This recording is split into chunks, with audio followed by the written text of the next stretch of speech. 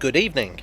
So, regular viewers will know that I already did a video on Clapham Junction a while back, but for various not very interesting reasons, it got taken down. I was never very satisfied with that video in the first place, so I thought I'd take the opportunity for a full remake. So, here is the bigger, better history of Clapham Junction.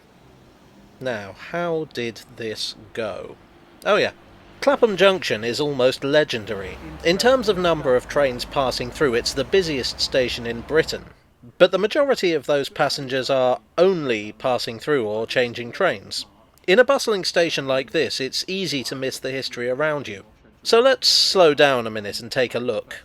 The station opened in 1863 as a joint venture of three companies: the London, Brighton and South Coast, the London and South Western Railway, and the West London Extension Railway. The London, Brighton and South Coast section is the bit that's now used by Southern Rail. The London and South Western Railway lines are now run by South Western Railway, and the West London Extension Railway is now part of the Overground. There was a railway here long before there was a station. The first line through here was opened in 1838 by the London and South Western Railway, which ran from Nine Elms to Woking.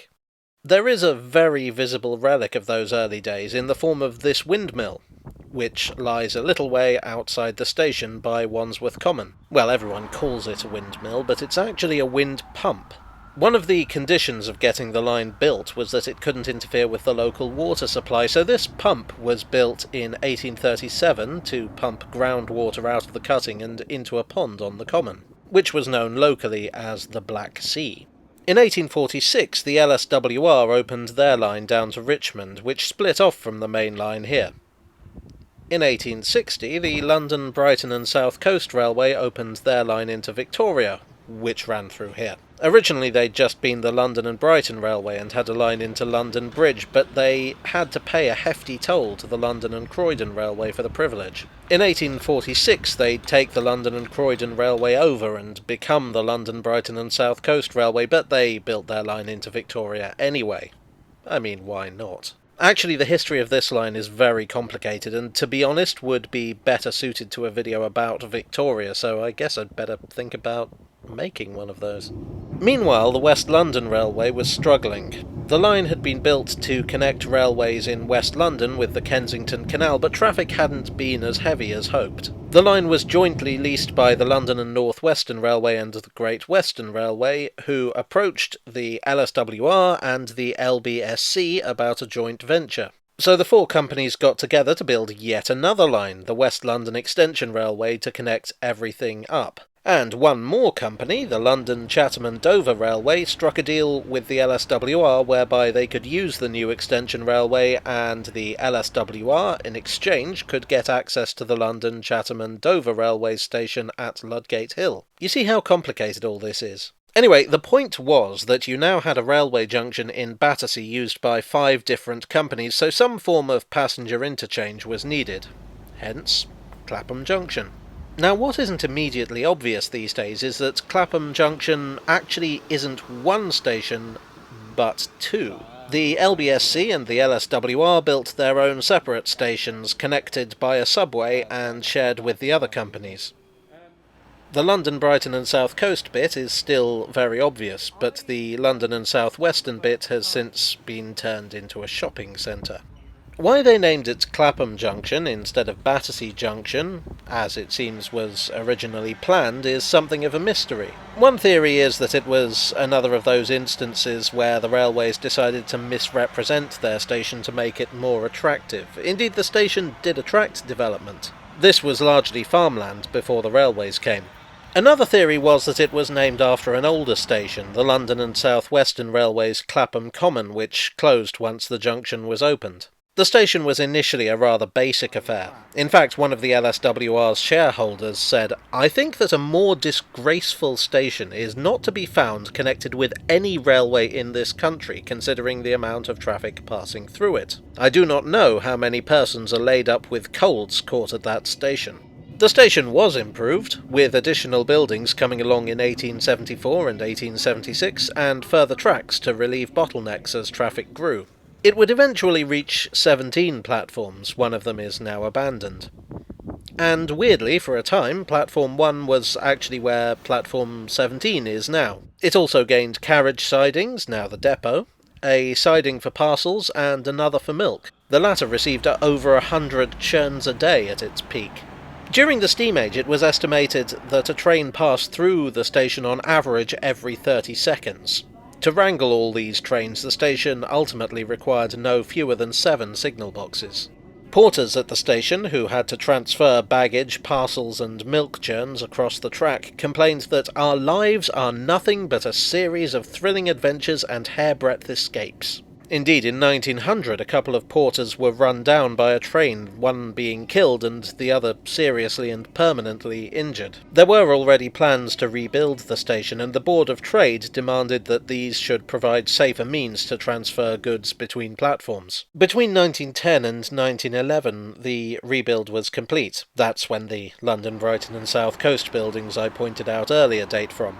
Over the following few years, electrification would come to the lines passing through Clapham, so it was just as well the porters didn't have to cross the lines anymore, I guess. In 1923, the London and South Western and London, Brighton and South Coast railways were absorbed by the Southern Railway, which made things a little simpler, but probably not by much.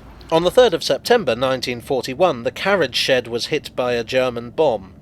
On the night of the 13th, 3 more bombs fell on the station. Then the next day they discovered that it was actually 4 bombs, an unexploded one being found at Platform 5.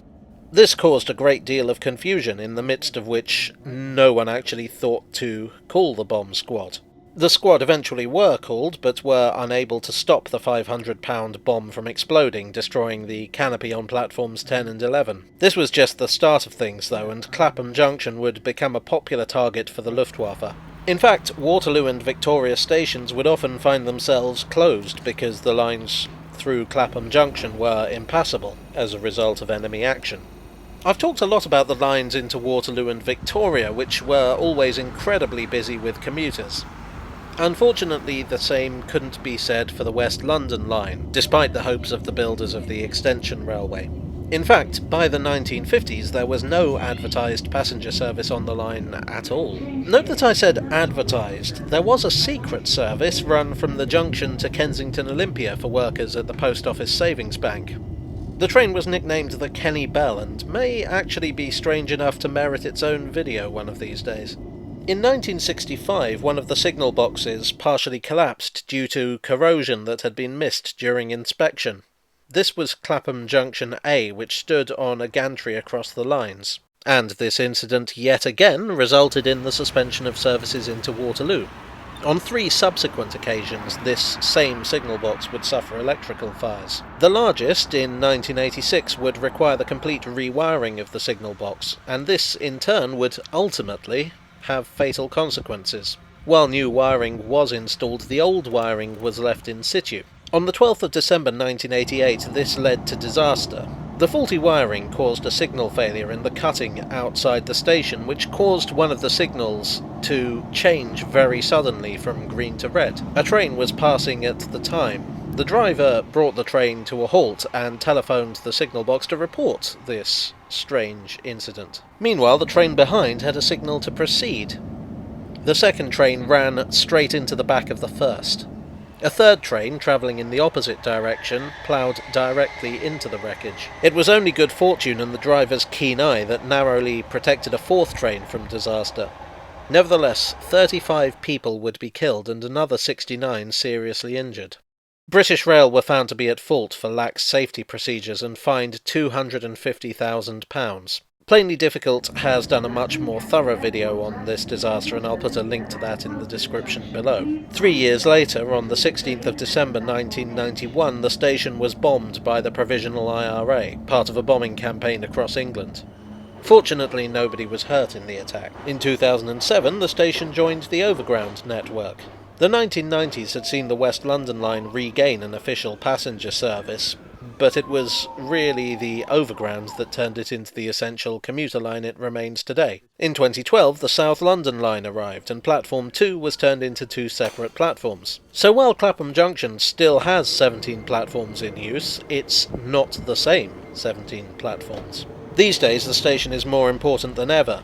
In the period from 2019 to 2020, it saw an incredible 16,216 trains per week, with a daily average of 79,157.12 passengers. Presumably that .12 was someone who got their arm stuck in the door or something, which is why you should always obey the safety instructions. It's often considered the busiest railway station in Britain, but that does come with qualifiers. The majority of passengers using the station are changing trains. In terms of entries and exits, it only comes in at number 16.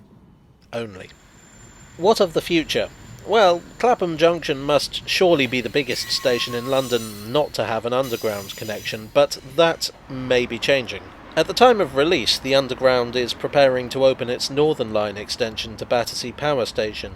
The idea has been very seriously floated of extending further under Battersea Park to Clapham Junction.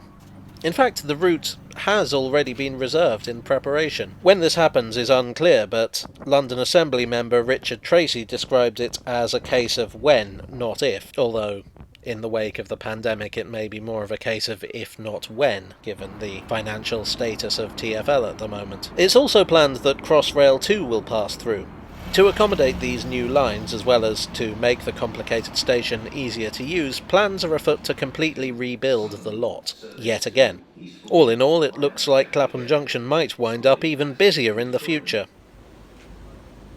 Hello all, I hope you enjoyed this 16th busiest episode. If you did, then do hit the like button, maybe subscribe if you haven't already, and click the bell icon to be kept up to date on what's going on around here. I'd like to thank my donors on Ko-fi and Patreon as ever for being the small 19th century windmill to my cutting just outside my main station. And I'll see you all again very soon. Cheerio.